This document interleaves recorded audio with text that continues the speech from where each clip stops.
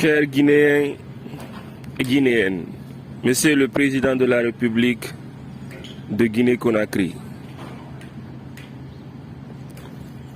chers cadres des institutions républicaines, nous venons encore vous avancer cette information pour le bien de la Guinée. Nous vous parlons du mont Simandou. Le mont Simandou, c'est une montagne par chance, parce que le fer en matière de noyau est inférieur au noyau du fer. Ça veut dire que le fer ne vient pas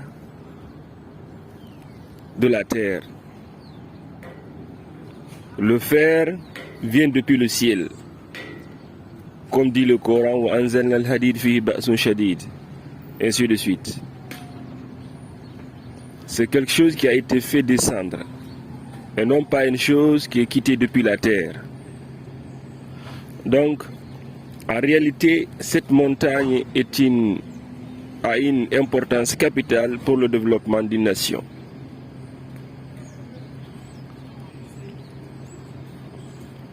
Le fer, c'est l'une des matières tout à fait précieuses pour le développement d'une nation.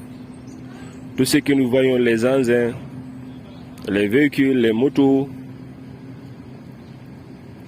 ainsi de suite. Les trains, les bateaux, tout ça là, ça vient du fer. Tout ça là, c'est à travers le fer qu'ils ont été construits. Donc, cette montagne doit rester intacte. Nous, réellement, nous avons affaire avec cette montagne qui servira éternellement le pays. C'est ce qu'on appelle le vrai développement. Le vrai développement n'est pas synonyme de vendre les matières premières, mais plutôt de les transformer à l'état naturel de la nature, à l'état artificiel. C'est ça le développement. Le développement, c'est la transformation de l'état primaire de la nature à l'état secondaire ou à l'état artificiel. C'est ça le développement. Donc, cette montagne de fer peut servir quelque chose de grand. Et encore, ce service peut aller dans l'éternité, on peut le dire. Parce qu'en faisant quelque chose, il ne faut pas simplement penser pour toi seul, mais il faut penser aux générations futures. Donc c'est une montagne qui peut aller jusqu'à 100, 200, voire même 500 ans et plus, ou voire 1000 ans. La montagne est en train de travailler pour le pays. C'est ça qu'on appelle être un bon économiste et être encore ce qu'on appelle un bon politicien. Parce que là, c'est la gestion. Il faut pouvoir gérer les choses à la normale. Donc, nous, en personne, nous avons affaire avec cette montagne de fer. Nous, en réalité, nous ne sommes pas prêts. Nous n'avons pas la main sur elle, mais en réalité, nous n'avons pas l'intention de le vendre, ni aujourd'hui, ni encore dans le futur. Mais nous pouvons faire en sorte que la montagne travaille aujourd'hui et travaille encore demain, continuellement. C'est ça qu'on appelle le développement, c'est de transformer cette montagne, la traduire en quelque chose qui peut servir en éternité. C'est ce qu'on appelle le développement. Et si cette montagne est vendue, ça c'est une perdition totale. Ça veut dire que le pays n'a pas de vision. Le pays n'a pas de vision et le pays n'a pas de visionnaire. Donc si un pays n'a pas de visionnaire, le pays là ne partira nulle part. Tous les pays dans le monde qui ont avancé, forcément il y a une personne auquel ils se sont inspirés, ou une personne qui est à côté, qui est en train de les guider comment faire les choses. Partout dans le monde, quand vous entendez un pays développé, forcément il y a quelqu'un dans le passé, c'est lui qui les guidait, les montrait comment faire les choses pour ne pas tomber et pour bien gérer les choses. Donc, en réalité, cette montagne ne doit partir nulle part. Elle doit rester comme Dieu nous l'a donné. Donc c'est une importance capitale dans le monde entier. Un pays qui vend sa montagne de fer, comprenez, c'est un pays qui ne connaît absolument rien et c'est un pays qui ne sait même pas là où il est en train de partir. Ce qui explique par A plus B, c'est un pays qui n'a pas un chemin de fer en réalité, qui ne sait pas là où aller. Il ne s'agit pas de dire que l'économie est faible comme ça, non. Il faut savoir gérer l'économie. On peut gérer l'économie, on peut redresser une nation, c'est possible. C'est pas parce que c'est impossible, non. C'est possible.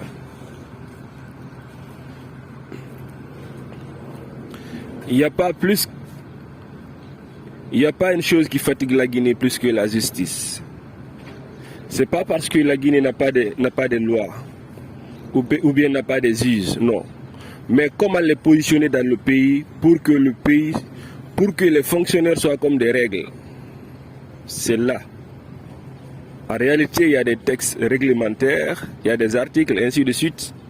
Mais en réalité, qu'est-ce qui manque qui fait que partout ça cloche et ça casse? C'est parce que ils ne sont pas positionnés de tel point qu'ils puissent maîtriser les choses. En réalité, ce sont eux qu'il faut pousser pour que tout le monde soit sur les rails. Maintenant, comment faire? C'est purement stratégique, ce n'est pas dans un livre. Tout ce que nous vous disons, croyez, c'est la vérité. Le développement, ça ne se trouve pas dans un livre. Il faut être stratège pour comprendre les choses. C'est purement stratégique. Il faut savoir se positionner dans un milieu de personnes. C'est simplement ça. Mais nous avons en réalité, et nous savons encore comment faire positionner la justice afin que le pays soit sur les rails. Quand nous disons sur les rails, chacun soit sur sa place. Là aussi, on n'a pas besoin de faire l'université pour ça ou bien aller en Occident pour apprendre tout ça là. Parce qu'il y a des cas, même si tu pars en Occident, tu peux apprendre le droit et autres. Mais quand tu reviens dans le pays, est-ce que réellement, vous savez, on peut, en réalité, le savoir ressemble quelque chose comme une forme, la forme. Est-ce que réellement ton fond, le fond de la personne, est-ce que réellement, bon, ça va. C'est ça, en réalité, le plus important. Parce que le savoir, c'est juste un instrument de l'intelligence. Maintenant, si tu as un gros moteur, là, quand même, on peut comprendre. Certes, peut-être, tu sauras le faire. C'est pas simplement apprendre le droit. C'est pas ça simplement. Donc, nous avons la solution pour redresser afin que tout soit sur les rails et stabiliser le pays. Là, ces choses pareilles, c'est pas du tout facile. Là, nous vous disons la vérité. La Guinée a des personnes instruites, mais en réalité, bon, on peut dire qu'ils sont dans des difficultés. Pourquoi? Se positionner dans ce pays, sur ce pays pareil, c'est pas du tout facile si intuitionnellement tu ne sais pas te positionner. Donc, en plus de ça aussi, nous avons un Premier ministre, tout ce qu'on peut dire, bonne chance à lui. Mais quand même, ce qu'il attend, nous savons et nous croyons, c'est pas facile, c'est trop profond. Nous savons il est instruit. Là, quand même, nous savons. Mais tout ce qu'on peut dire, bonne chance pour lui. Simplement, tout ce qu'on a dit aussi dans le passé, on revient sur la même chose. La nation, c'est un monde à part. Le pays encore, c'est un monde à part. La gestion d'un pays, c'est tout à fait différent de tout ce qu'on peut imaginer dans l'enceinte du savoir. C'est totalement différent. Le pays, c'est un monde à part. C'est un monde où, en réalité, si réellement les présidents qui ont passé au pouvoir, qui ont terminé leur pouvoir, si vous leur demandez, Monsieur le Président, lorsque vous étiez assis au fauteuil présidentiel, quelle est la première chose qui était venue dans votre tête? Quand tu t'asseyes, je ne suis pas encore président. En réalité, Pour le moment, je ne suis pas président. Mais quand la personne s'asseye, il va se demander réellement qu'est-ce qu'il a appris.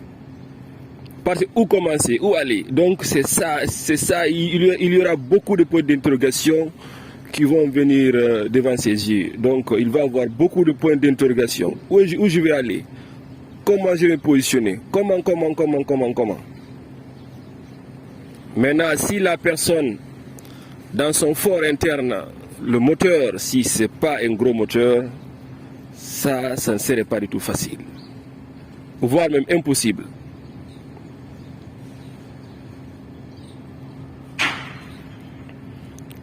Donc, et c'est ça un peu. Et encore, nous revenons encore sur ce que nous avons dit. Et si réellement, comme l'accord qu'on a dit dans le passé, si réellement le président arrive à le faire, ainsi que les institutions républicaines du pays, ainsi que les sages du pays. Donc, en réalité, nous allons accepter, si l'accord est signé, nous allons accepter pour redresser ce que les Guinéens ont besoin. C'est tout à fait complexe.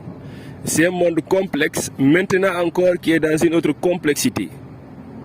Vous voyez, regardez, il y a l'administration qui avance en grandeur, mais est-ce que l'économie guinéenne avance en grandeur? C'est ça le problème. C'est qu'il y a plus de fonctionnaires, vous voyez, non? Mais est-ce que économiquement, réellement, ça augmente? C'est là-bas le problème. Maintenant, comment redresser à ce que non seulement on paye les fonctionnaires,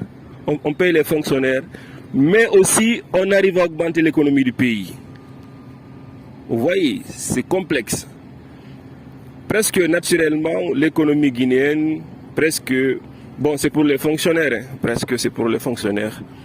Donc, si il y a l'argent à côté, on donne l'argent aux fonctionnaires. Maintenant, le reste, comment nous allons travailler le pays? Parce que forcément, pour travailler, il faut de l'économie. Donc, ça aussi, c'est autre chose. Donc, c'est ce qu'on a à vous dire, mesdames et messieurs. Vraiment, merci beaucoup et bonne suite de programme. Merci.